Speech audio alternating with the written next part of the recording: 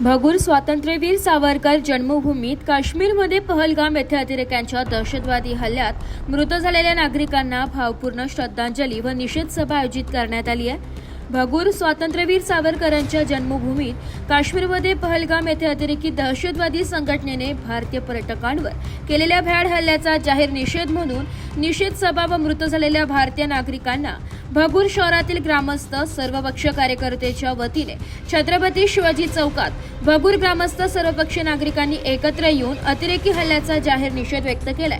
तसेच भारत माता की जय, वंदे मातरम, पाकिस्तानचा धिक्कार असो, पाक मुर्दाबाद, पाकिस्तान हाय हाय अशा जय घोषणा देण्यात आल्या। या भ्याड हल्ल्याच्या निषेधार्थ पाकिस्तानचा झेंडा देखील जाळण्यात आलाय। अशा भ्याड अतिरेकी हल्ल्याचा निषेध व्यक्त केलाय। नागरिकांच्या वतीने भावपूर्ण श्रद्धांजली वाहण्यात आली। तसेच जाहीर निषेध सभेमध्ये या भ्याड हल्ल्याचा जबाबदार असलेल्या अतिरेकी संघटनेचा केंद्र शासनाने व सुरक्षा शोध घेऊन त्यास कठोर कारवाई करण्यात यावी असे सर्वांची निषेध सभा व्यक्त करण्यात आली आहे।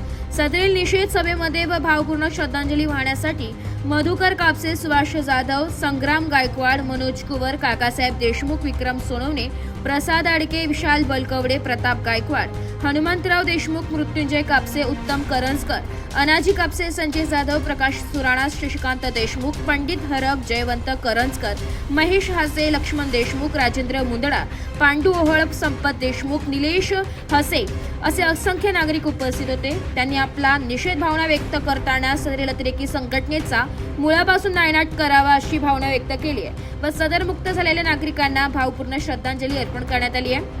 सदरील निषेध सभेसाठी भावपूर्ण श्रद्धांजली वाहण्यासाठी भगूर शहरातील असंख्य नागरिक उपस्थित होते। ब्युरो रिपोर्ट, नाशिक लोकशाही न्यूज, नाशिक।